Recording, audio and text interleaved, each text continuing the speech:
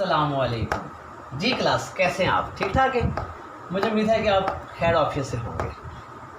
आज हम इंशाल्लाह चैप्टर नंबर 3 स्टार्ट करेंगे, केमिस्ट्री 9 चैप्टर नंबर 3, और हमारा लेसन नंबर 17 बना है जी ये। और आगे हमारा टॉपिक हो जाए, हम इस चैप्टर का इंट्रोडक्शन लेंगे कुछ, और फिर दो छोटे छोटे टॉपिक पढ़ाएंगे आपको, डोबिराइनर्स, ट्राइएड्स एंड न्यूलैंड्स, ऑक्टेव्स। ये दो आपको टॉपिक पढ़ाएंगे और चैप्टर का कुछ आपको इंट्रोडक्शन देंगे। माय डियर स्टूडेंट्स, हम चैप्टर नंबर 3 का इंट्रोडक्शन लेंगे जी, और हमारे चैप्टर का नाम है जी periodic table and periodicity of properties. My dear students, 19th century की बात है जी, 19th सेंचुरी की बात है कि साइंटिस्ट ने अपनी लाइफ को डिवोट कर दिया। साइंटिस्ट ने अपनी लाइफ को डिवोट कर दिया क्या करने के लिए? To arrange the elements, elements को अरेंज करने में in a systematic way. Scientist element को एक सिस्टमैटिक तरीके से अरेंज करने के लिए अपनी लाइफ को डिवोट कर दिया। बेशुमार साइंटिस्ट ने कोशिशें की, इसी के रिजल्ट में उन्होंने पीरियोडिक लॉ को डिस्कवर कर लिया। पीरियोडिक लॉ को डिस्कवर कर लिया। माय डियर स्टूडेंट्स, उन्होंने तमाम एलिमेंट्स को ग्रुप्स में, ये जो वर्टिकल लाइंस होती है माय डियर स्टूडेंट्स, इन्हें कहते हैं ग्रुप्स। क्या कहते हैं जी? ग्रुप्स। ग्रुप्स क्या होते हैं जी? जो आपकी वर्टिकल लाइंस होती हैं उन्हें ग्रुप्स कहते हैं। और माय डियर स्टूडेंट्स, ये जो हॉरिजॉन्टल लाइंस होती हैं, इन्हें क्या कहते हैं जी? इन्हें पीरियड्स कहते हैं जी। पीरियड्स कहते हैं माय डियर स्टूडेंट्स आपकी हॉरिजॉन्टल लाइन। जो आपकी हॉरिजॉन्टल लाइंस होती हैं उन्हें पीरियड्स कहा गया। My dear students, periodic law की वजह से एक पीरियोडिक टेबल बन गया, और पीरियोडिक टेबल जो था, पीरियोडिक टेबल, ये जो पीरियोडिक टेबल था ये ग्रुप्स और पीरियड के ऊपर कंसिस्ट करता था। ग्रुप्स उनकी वर्टिकल लाइन थी और पीरियड उनकी हॉरिजॉन्टल लाइन थी। माय डियर स्टूडेंट्स, इस अरेंजमेंट को कभी एटॉमिक मास के लिहाज से किया गया, और जो मॉडर्न पीरियोडिक टेबल है उसके अंदर इसको एटॉमिक नंबर के लिहाज से इंक्रीज किया गया है, अरेंज किया गया है।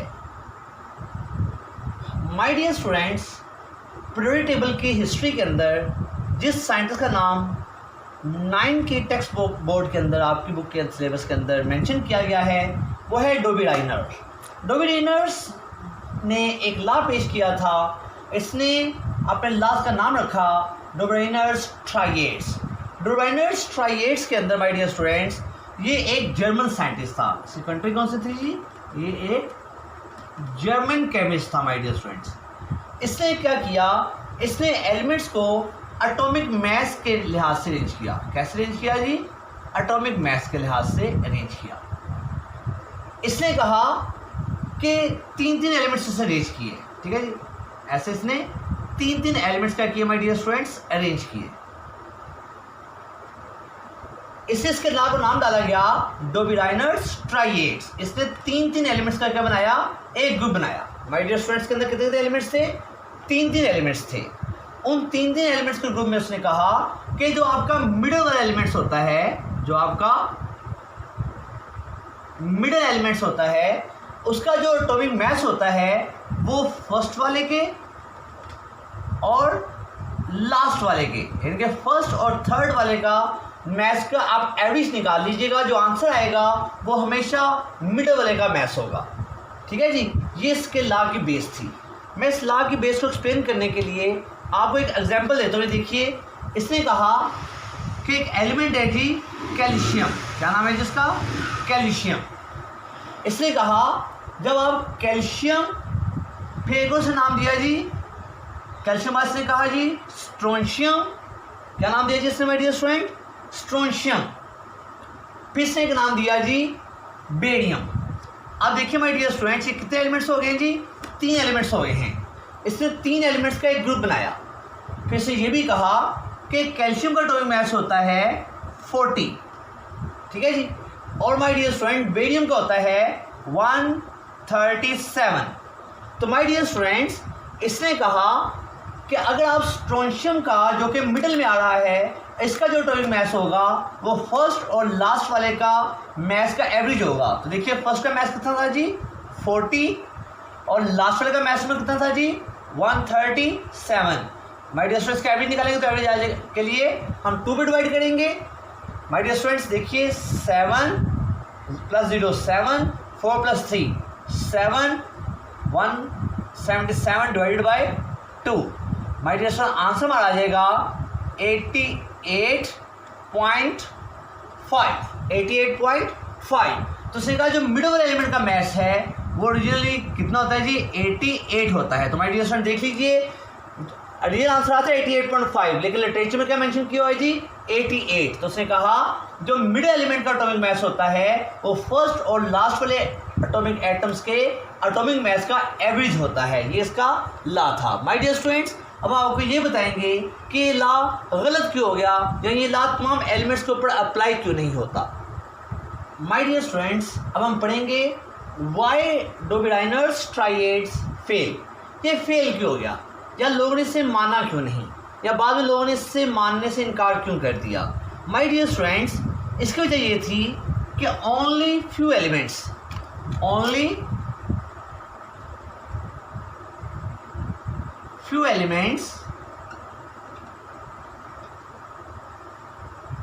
could be arranged in this way। कुछ एलिमेंट्स थे जो लॉ ऑफ ट्राइएड्स के रूल को फॉलो करते हुए ग्रुप में डिवाइड हो सकते थे। यही वजह है कि ये जो क्लासिफिकेशन थी माय डियर स्टूडेंट्स, ये जो क्लासिफिकेशन थी, दिस क्लासिफिकेशन, ये जो उसने एलिमेंट्स को डिवाइड किया था, ये जो माय डियर स्टूडेंट क्लासिफिकेशन थी डिडंट गेट, ये कोई ज़्यादा हासिल नहीं कर सकती। क्या नहीं हासिल कर सकती जी? Wide acceptance. My dear students ये कि बहुत ज़्यादा लोगों ने इसे कबूल नहीं किया, ठीक है, बहुत ज़्यादा माना नहीं लोगों ने इसको, ठीक है जी। वजह क्या थी?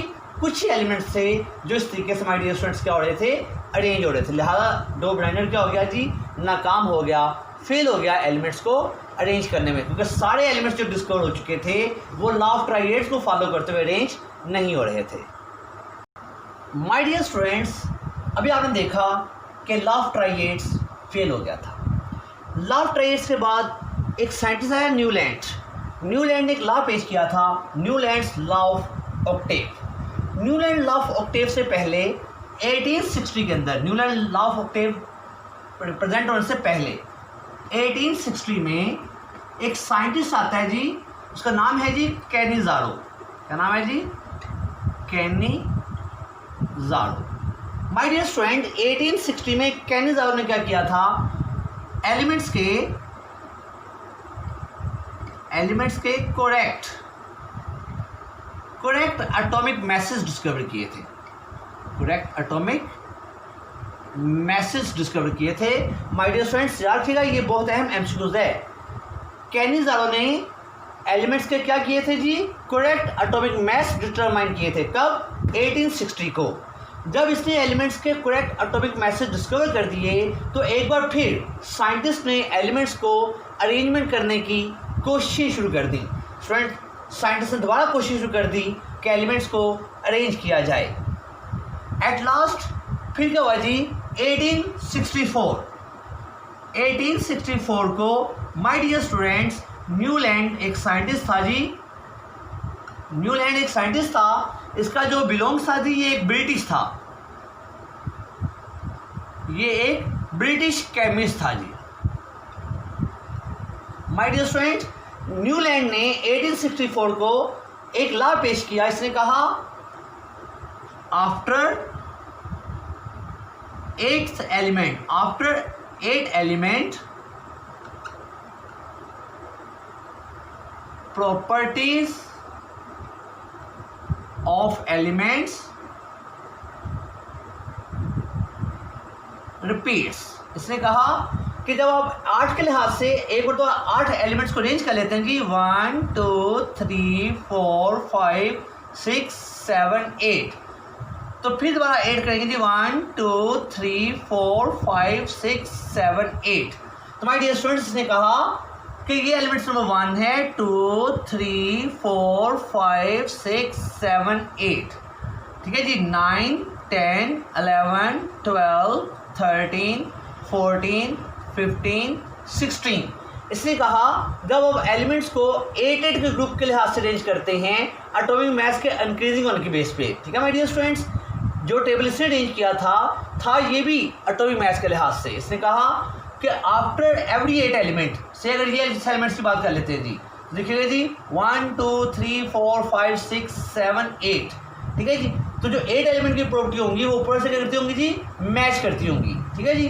तो सेकंड एलिमेंट की प्रॉपर्टी 10 वाले के साथ मैच करती होंगी, 4 वाले की 12 वाले के साथ, 5 वाले की 13 वाले के साथ, और 1 वाले की 9 के साथ। चूंकि ये लॉ ऑफ ऑक्टेव ऑक्टा कहते आपको हैं, इससे माय डियर स्टूडेंट्स, चूंकि इसने 8 एलिमेंट्स को अरेंज किया था, लिहाजा इस लॉ का नाम पड़ गया Newlands law of octave. My dear students, ये जो न्यूलैंड्स लॉ ऑफ ऑक्टेव की हम बात कर रहे हैं, इसने अपने लॉ ऑफ ऑक्टेव को म्यूजिकल नोट्स के साथ भी कंपेयर किया था। म्यूजिकल नोट्स के साथ कंपेयर किया था। म्यूजिकल नोट्स कहते हैं मौसीकी के सुर। ये समय एक म्यूजिशियन भी अच्छा था, ये अच्छा म्यूजिशियन था, जैसे कि सा रे गा मा पा दा नी सा। माय डियर स्टूडेंट्स, ये टोटल जो सुर हैं, जो म्यूजिकल नोट्स कहलाते हैं, ये 8 होते हैं। इसलिए इसने अपने law of Newlands law of octave को ऑक्टा से रिलेट किया, क्योंकि म्यूजिकल नोट्स भी कितनी होती हैं जी, 8 होती हैं। माय डियर स्टूडेंट्स, अब हम पढ़ेंगे कि ये फेल क्यों हो गया। माय डियर स्टूडेंट्स, अब देखिए न्यूलैंड्स लॉ ऑफ ऑक्टेव है, वो भी फेल हो गया, कामयाब ये भी नहीं हुआ। हालांकि इसने बहुत कोशिश की, आपने देखा इसने एलिमेंट्स को 8 एलिमेंट्स को अरेंज करके दिखाया था, लेकिन ये भी फेल हो गया। ये क्यों फेल हो गया? इसके नाकाम होने के माय डियर स्टूडेंट्स 2 रीजन थी। Why he fail, right disadvantage, right dis demerits, ये सब माय डियर स्टूडेंट इसी क्वेश्चन के अंदर आ जाएंगे।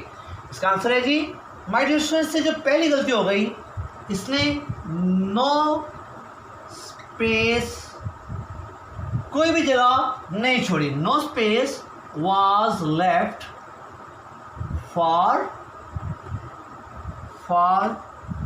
undiscovered elements।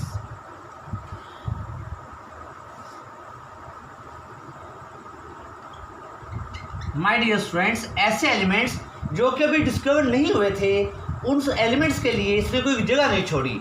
जब एलिमेंट्स डिस्कवर हो गए तो माय डियर स्टूडेंट्स उनको प्लेस करने के लिए उसके अंदर जगह नहीं थी, उनकी प्रॉपर जगह खाली छोड़ देनी चाहिए थी, वो इसने छोड़ी नहीं। और my dear students, second reason, इसके फेल होने की सेकंड रीज़न ये थी कि माय डियर स्टूडेंट्स, जब न्यूलैंड लॉ ऑफ ऑक्टेव बन रहा था तो उसमें नोबल गैसेज डिस्कवर नहीं हुई थी, ठीक है जी। The noble gases, my dear student, जो नोबल गैसेज थी आपकी, also not known at that time, also not known at that time. My dear students, जो नोबल गैसेज थी वो उस वक्त डिस्कवर नहीं हुई थी, जिनका लोगों को पता नहीं था। जब नोबल गैसेज आ गई तो लोगों ने कहा जिसे न्यूलैंड्स लॉ ऑफ ऑक्टेव में कहाँ फिट करें, तो माय डियर स्टूडेंट ये भी नहीं फिट हो सकती थी। तो इन 2 रीज़न की वजह से, ठीक है जी, एक उसने अनडिस्कवर्ड एलिमेंट्स के लिए स्पेस नहीं छोड़ी थी, और एक noble gases my dear students उस वक्त तक डिस्कवर नहीं हुई थी। इन 2 बातों की वजह से न्यूलैंड्स लॉ ऑफ ऑक्टेव भी क्या हो गया, फेल हो गया, और लोगों ने एक नए लॉ की तलाश करने की कोशिश शुरू कर दी। वो लॉज कौन से हैं इंशाल्लाह हम कल के लेक्चर में आपको बताएंगे, ठीक है जी। आज के लिए इतना ही। अब मैं आपको आज के काम की टास्क बताता हूँ जी, आज आप घर में करें क्या। My dear students, task of today क्या है, आप ये 5 शॉर्ट क्वेश्चन ये करेंगे। Define Dobereiner's law of triad. Why Dobereiner's law of triads fail, ये गलत क्यों हो गया my dear students. Define Newlands law of octave, Newlands law of octave को डिफाइन करेंगे। Why Newlands law of octave fail, my dear students ये गलत क्यों हो गया। और who one correct the atomic message of elements. इसके अलावा माय डियर स्टूडेंट्स आप क्या करेंगे, इन साइंटिस्ट ने अपने लॉज कब पेश किए, आप ये माय डियर स्टूडेंट्स लर्न कर लेंगे। ख़ास तौर पे जिसने एटॉमिक मैसेज को करेक्ट किया था, कब किया था, और न्यूलैंड्स ने अपना लॉ किस डेट को पेश किया था माय डियर स्टूडेंट्स, ये भी आप लर्न कर लेंगे। और जब आप डे ब्रायनर लॉ ऑफ ट्राइएड्स करेंगे तो माय डियर स्टूडेंट्स इसकी डेफिनेशन साथ आप इसके एग्जाम्पल भी करेंगे जो मैंने आपको कैल्शियम, स्ट्रोंशियम और बेरियम वाली करवाई थी। ओके माय डियर स्टूडेंट्स, अपना ख्याल रखिएगा। इंशाल्लाह कल मुलाकात होगी, कल हम इस चैप्टर का नेक्स्ट टॉपिक पढ़ेंगे। तब तक के लिए इजाज़त दीजिए। अस्सलामु अलैकुम।